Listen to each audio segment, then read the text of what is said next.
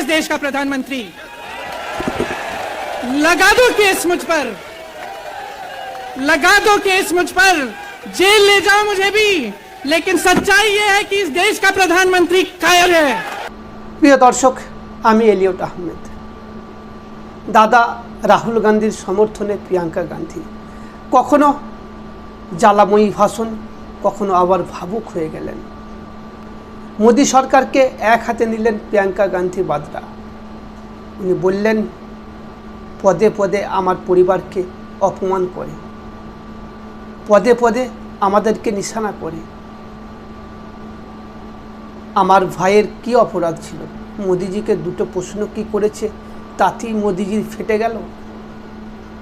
প্রিয়াঙ্কা গান্ধী কখনো নরম গরমে মোদিকে নিশানা করলেন। চলুন প্রিয়াঙ্কা গান্ধী ঠিক কী বললেন, আপনারা ভিডিওটা শুরু থেকে শেষ পর্যন্ত দেখুন। ফেসবুকে দেখলে ফলো করুন, ইউটিউবে দেখলে সাবস্ক্রাইব করে পাশে থাকুন, আর এই ভিডিওটা প্রচুর শেয়ার করুন। कि जेल में 10 साल के लिए पड़े रहते हैं, उनकी सुनवाई नहीं होती। ये तो सुनवाई भी फट से हो गई, जजमेंट भी फट से हो गई, सजा भी फट से हो गई। और आपने कह दिया अगले दिन कि 8 सालों के लिए ये चुनाव नहीं लड़ सकते। ये अडानी है कौन कि आप सब उनका नाम उठते ही बौखला जाते हैं और उनको बचाने में लग जाते हैं। राहुल गांधी जी ने क्या कहा? अरे कौन सा इतना बड़ा जुल्म कर लिया कि आपसे 2 सवाल पूछ लिए। जो सोचता है कि तमाम एजेंसियों को लगाकर, हम पे छापे मारकर, हमसे कुछ भी कर ले, हमको हमें डराएंगे, वो गलत सोचते हैं। तो भगवान राम कौन थे? एक आदमी का कितना अपमान करोगे, कितना अपमान करोगे? क्या यही है इस देश की परंपरा? आपके प्रधानमंत्री भरी संसद में खड़े होकर कहते हैं कि ये परिवार नेहरू नाम को इस्तेमाल क्यों नहीं करता। मेरे पिता का शव इस तिरंगे झंडे में लपेटा गया था, इस तिरंगे के नीचे मेरे पिता का शव था। यहां पे बैठे हुए मेरे मन में एक पुरानी बात आई, 32 साल पुरानी बात है, मई 1991 की बात है। मेरे पिता की शव यात्रा 3 मूर्ति भवन से निकल रही थी। अपनी वहां के साथ और अपने भाई के साथ हम एक गाड़ी में बैठे थे। सामने भारतीय सेना की एक ट्रक थी, फूलों से लदी हुई थी, उसके ऊपर मेरे पिताजी का शव था। थोड़ी देर काफिला चला, 5-10 मिनट चला, फिर राहुल कहने लगे मैं उतरना चाहता हूं। तो मां ने मना किया। उस समय सुरक्षा का भी बहुत था, तो मां ने कहा नहीं तुम उतर नहीं सकते। राहुल ने जिद की, नहीं मैं उतरूंगा। मैंने मां से कहा मां उतरने दो। राहुल गाड़ी से उतरा, उस सेना की ट्रक के पीछे खड़ा होके चलने लगा और 3 मूर्ति से लेके कड़ी धूप में अपने पिता के जनाजे के पीछे पीछे पैदल चलते चलते चलते चलते यहां पहुंचा। इस जगह से कुछ 400-500 गज दूर यहां पर मेरे शहीद पिता के अंतिम संस्कार मेरे भाई ने किए।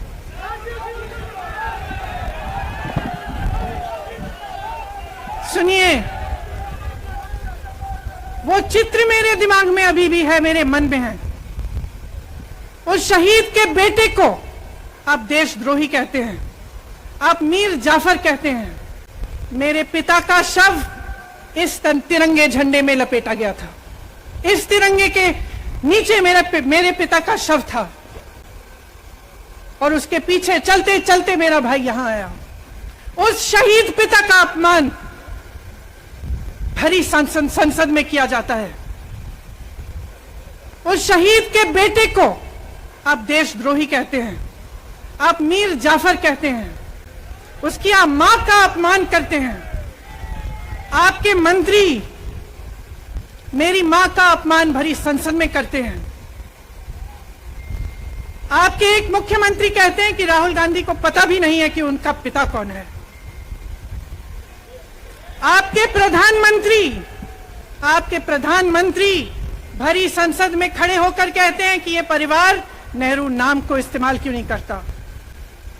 पूरे परिवार का अपमान करते हैं, कश्मीरी पंडित समाज के रिवाज का अपमान करते हैं, जिसके तहत एक बेटा अपने बाप के मरने पर पगड़ी पहनता है, परिवार की परंपरा को आगे बढ़ाता है।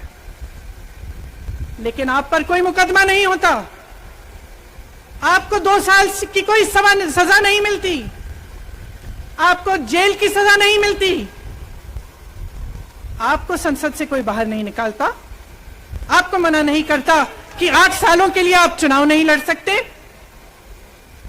क्यों? मैं पूछना चाहती हूं क्यों? आज तक हम चुप रहे हैं, हमारे परिवार का अपमान करते गए करते गए करते गए। मेरे भाई ने क्या कहा? संसद में वो मोदी जी के पास गए और उनसे गले लगे। मेरे भाई ने कहा मैं आपसे नफरत नहीं करता हूं, मेरे दिल में आपके लिए कोई नफरत नहीं है, हमारी विचारधारा अलग है, लेकिन हमारी नफरत की विचारधारा नहीं है। तो मैं पूछना चाहती हूं, एक आदमी का कितना अपमान करोगे? कितना अपमान करोगे? क्या यही है इस देश की परंपरा? आप परिवारवादी कहते हैं, तो भगवान राम कौन थे? भगवान राम को वनवास में भेजा गया, उन्होंने अपने परिवार, अपनी धरती के प्रति अपना धर्म निभाया। क्या भगवान राम परिवारवादी थे? क्या पांडव परिवारवादी थे कि वो अपने परिवार की संस्कारों के लिए लड़े? और हमें क्या शर्म आनी चाहिए कि हमारे परिवार के सदस्य शहीद हुए इस देश के लिए, कि इस झंडे में उनका खून है, इस धरती में उनका खून है, इस देश के लोकतंत्र को मेरे परिवार के खून ने सींचा है। और जो सोचता है कि हमें अपमानित करके हमें डराएंगे, हमें धमकाएंगे, जो सोचता है कि तमाम एजेंसियों को लगाकर हम पे छापे मारकर हमसे कुछ भी कर ले, हमको हमें डराएंगे, वो गलत सोचते हैं। हम डरने वाले नहीं हैं,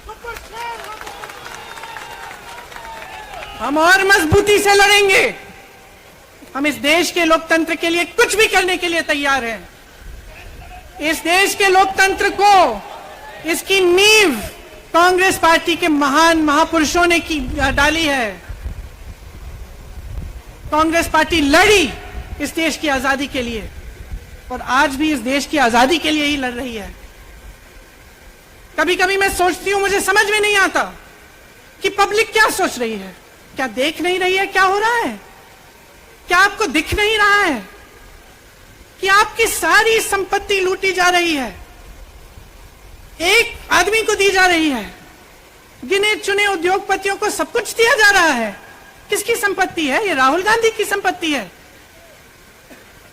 ये आपकी संपत्ति है।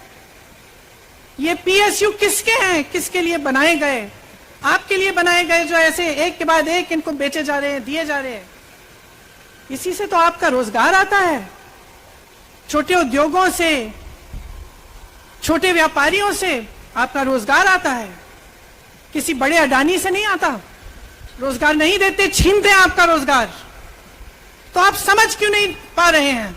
आप गैस के सिलेंडर के लिए 1000 रुपए दे रहे हैं और यहां आपकी सारी संपत्ति किसी को सौंपी जा रही है। राहुल गांधी जी ने क्या कहा? अरे कौन सा इतना बड़ा जुल्म कर लिया कि आपसे 2 सवाल पूछ लिए, जवाब नहीं दे पाए ना, घबरा गए। और जो अहंकारी होते हैं, तानाशाह होते हैं, क्या करते हैं? जब सवालों का जवाब नहीं दे पाते तो पूरी सत्ता को लेकर जनता को दबाने की कोशिश करते हैं। जो सवाल उठाता है उसको दबाने की कोशिश करते हैं। आपने कभी सोचा है, आंखें खोलिए, आपने कभी सोचा है कि ये पूरी सरकार, ये सारे मंत्री, ये सारे सांसद एक आदमी को बचाने की क्यों इतनी कोशिश कर रहे हैं? इस अडानी में है क्या कि इसको आप सारी संपत्ति दे रहे हो देश की? 20,000 करोड़ शेल कंपनियों में इनके हैं और आप इन पे इंक्वायरी नहीं कर सकते। ये अडानी है कौन कि आप सब उनका नाम उठते ही बौखला जाते हैं और उनको बचाने में लग जाते हैं? देखिए, आप इस देश के देशवासी हैं, ये देश आपका है, ये लड़ाई आपकी है। आज तमाम नौजवान बेरोजगार क्यों हैं? हम इश्तिहार तो देख रहे हैं, होर्डिंग देख रहे हैं, मदर ऑफ डेमोक्रेसी लिखा है, कहते हैं कि हमारी अर्थव्यवस्था बहुत तेजी से आगे बढ़ रही है, तो इतने नौजवान बेरोजगार क्यों हैं? तो जहां जहां हम जाते हैं बेरोजगार नौजवान क्यों दिखते हैं? इतनी महंगाई क्यों है? इतनी महंगाई क्यों है? क्या आप इतने बड़े काम कर सकते हो लेकिन एक गैस सिलेंडर का दाम कम नहीं कर सकते? आप छोटे व्यापारियों की मदद नहीं कर सकते? आप रोजगार नहीं बनवा सकते? तो फिर आपकी सरकार किस काम की है? लोगों को दबाने के लिए है या अडानी जी को आगे बढ़ाने के लिए है? तो आज ये समय आ गया है कि हमें गंभीरता से सोचना पड़ेगा। ये सरकार पूरी कोशिश करती है कि आपका ध्यान भटकाया जाए। अब आप सोचिए, कन्याकुमारी से कश्मीर तक एक आदमी चला, उसके साथ लाखों लोग चले, क्या पैगाम लेके चला? किस लिए चला? उसके दिल में क्या भावना थी कि लाखों लोग देश भर से उससे जुड़ के चले? समता, एकता की भावना थी। आज आपके सारी मीडिया, आपके सारे मंत्री, आपके सारे सांसद, आपके सारे कार्यकर्ता कह रहे हैं कि राहुल जी ने विदेश जाकर देश का अपमान किया, राहुल जी ने एक वर्ग का अपमान किया। क्या एक आदमी जो कन्याकुमारी से लेकर 5000 किलोमीटर कश्मीर तक चल के ये रोज रोज कहता है कि इस देश को एक होना चाहिए, सबको समान दृष्टि से देखना चाहिए, क्या ये आदमी देश का अपमान कर सकता है? क्या ये आदमी एक वर्ग का अपमान कर सकता है? तो ये आदमी क्या कर रहा है? ये आपकी आवाज उठा रहा है। ये क्या कह रहा है? कह रहा है कि गरीबों को अपना हक दो, नौजवानों को अपना हक दो, महिलाओं को अपना हक दो। यही तो कह रहा है। और हक क्या है? हक ये है कि जो आपका है वो आपके हाथों में जाना चाहिए, किसी बड़े उद्योगपति के हाथ में नहीं, जो प्रधानमंत्री जी के मित्र हैं। ये है आपका हक। उसी हक की लड़ाई लड़ रहा है। तो आप समझिए, ये एक इंसान की बात नहीं है, ये एक राहुल गांधी की बात नहीं है, ये पूरे देश की बात है। जब हम कहते हैं लोकतंत्र को बचाना है, तो हम किस बात की को बचाने की कह रहे हैं? क्या कह रहे हैं हम? लोकतंत्र क्या होता है? खुल के जवाब मांगो, सवाल उठाओ। यही तो लोकतंत्र है कि आपको कोई आपत्ति है, कोई समस्या है, आप किसी के पास जाकर अपना हक मांग सकते हैं। आप कह सकते हैं, भाई हमारे लिए ये क्यों नहीं किया, इतनी महंगाई क्यों है, हमारे लिए रोजगार क्यों नहीं बनाए? लेकिन आज यही हक आपसे छीना जा रहा है और आपका ध्यान इधर उधर भटकाया जाता है और इतनी चीजों को फैलाया जाता है जो सच नहीं है, झूठों को फैलाया जाता है। आप सोचिए, राहुल गांधी दुनिया के सबसे बड़े जो शिक्षा के संस्थान है वहां से पढ़ के आए हैं। हार्वर्ड और कैम्ब्रिज की उनकी डिग्री है। कैम्ब्रिज से उन्होंने इकोनॉमिक्स में मास्टर्स डिग्री, एमफिल डिग्री उनको मिली। आप उसको पप्पू बनाते हैं। पूरे देश भर में आपकी सहायता के साथ मेरे मीडिया के दोस्तों, डिग्री आपने देखी नहीं, सच्चाई आपने देखा नहीं, उनको पप्पू बना दिया। फिर पता चला कि ये पप्पू तो यात्रा में निकल आया और पता चला कि ये तो पप्पू है ही नहीं। इसके साथ तो लाखों लोग चल रहे हैं। ये ईमानदार भी है, ये सब बातों को समझता भी है, ये जनता के बीच जा रहा है, जनता की समस्याओं को सुन रहा है, तो जनता इसके साथ चली जा रही है। तो घबरा गए कि राहुल गांधी ने संसद में वो सवाल उठाए जिनका उनके पास जवाब नहीं है। क्या किया सुन लीजिए। एक तरफ से हंसी भी आती है कि एक आदमी को रोकने के लिए इतना सारा करना पड़ा। जिस आदमी ने राहुल जी के खिलाफ सूरत में कंप्लेंट लगाई, आपको मालूम है कि पिछले साल उसने खुद कचहरी में जाके बोला इस पे आप स्टे लगा दीजिए। 1 साल के लिए अपने ही केस पे स्टे लगवाया।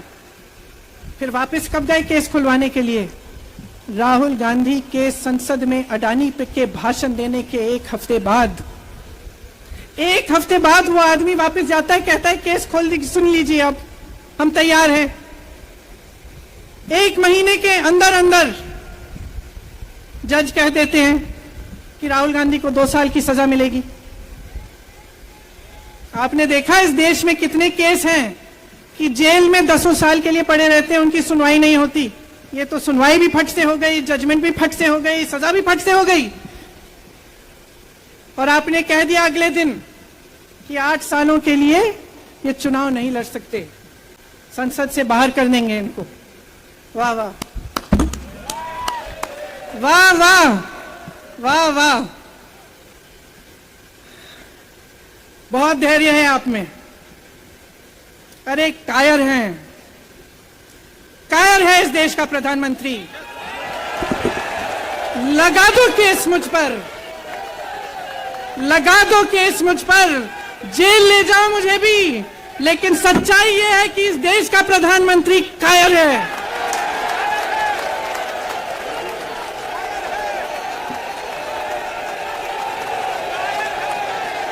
अपनी सत्ता के पीछे छुपा हुआ है, अहंकारी है, और इस देश की बहुत पुरानी परंपरा है, इस देश की बहुत पुरानी परंपरा है, हिंदू धर्म की पुरानी परंपरा है कि अहंकारी राजा को जनता जवाब देती है। और इस देश की बहुत पुरानी परंपरा है कि अहंकारी राजा को ये देश पहचानता है। मेरे परिवार ने मुझे एक चीज सिखाई है कि ये देश दिल से बोलता है और दिल से सुनता है। ये देश सच्चाई को पहचानता है, और मैं जानती हूं कि आज वो दिन है जब से सारा कुछ बदलने लगेगा। मेरे मीडिया के साथियों, मैं आपसे कहना चाहती हूं, बहुत हो गया है, बहुत हो गया है। मैं जानती हूं आप पर कितना दबाव है, मैं जानती हूं कि आपको लाइन भेजी जाती है कि आज आपको ये कहना है, आज आपको ये लिखना है, लेकिन आपकी एक बहुत बड़ी जिम्मेदारी है। आज लोकतंत्र खतरे में है। अगर सरकार सवाल उठाने वाले को 8 सालों के लिए संसद से निकाल सकती है, अगर कह सकती है कि तुम्हें चुनाव लड़ने की ही इजाजत नहीं है, तो बहुत गड़बड़ है, बहुत गलत हो रहा है, और ये लोकतंत्र के लिए ठीक नहीं है, ये इस देश के लिए ठीक नहीं है। जब आप पत्रकार बने, शुरू में जब आप काम के लिए आए, तो आपके दिल में भी ये होगी बात कि देश के लिए मैं सच्चाई बोलूंगा, मैं सच्चाई बोलूंगी। आज आप बोल नहीं पा रहे हैं, हिम्मत करिए, खड़े हो जाइए आप भी। और जैसे खड़गे जी ने कहा कि तमाम पार्टियों ने आज अपनी आवाज उठाई है, उनका हम सब धन्यवाद देते हैं। और हम सबको एक होना पड़ेगा, इसलिए होना पड़ेगा क्योंकि आज ये देश खतरे में है। आज इस देश की सारी संपत्ति एक आदमी को सौंपी जा रही है, और उस आदमी को बचाने के लिए पूरी सरकार खड़ी हो जाती है। बहुत गलत हो रहा है। अगर आज मेरे भाइयों और बहनों आप इसको पहचान नहीं पाएंगे, तो इस देश को बहुत खतरे में डाल देंगे। इसीलिए यहां खड़े हुए महात्मा गांधी जी की समाधि के कुछ ही गज दूर खड़े हुए मैं आपको याद दिलाती हूं कि कितनों ने इस देश के लिए अपना खून बहाया है, कितनों ने इस देश की धरती, इस देश की आजादी के लिए अपना खून बहाया है। ये अफसर हैं यहाँ तैनात खड़े हैं, इसी तरह से इनके भाई सरहद पे खड़े होते हैं हमारे लिए, आज भी अपना खून बहा रहे हैं। क्या इसके लिए, क्या अडानी जी के लिए, कि अपने देश के किसान के लिए, अपने देश के गरीब के लिए, अपने देश के छोटे व्यापारियों के लिए, महिलाओं के लिए, अपने बच्चों के भविष्य के लिए हम सब अपनी जान देने के लिए तैयार हैं। तो मैं आपसे आग्रह करती हूं, मेरे देशवासियों, आंखें खोल लो, समय आ गया है, डरो मत। राहुल गांधी के शब्दों में डरो मत। इनका सामना करने का समय आ गया है। एकजुट हो जाओ, सामना करो, इस देश की सच्चाई को उभारो, इस देश की एकता को बनाए रखो और इस देश को आगे बढ़ाओ। जय हिंद, जय हिंद, जय हिंद।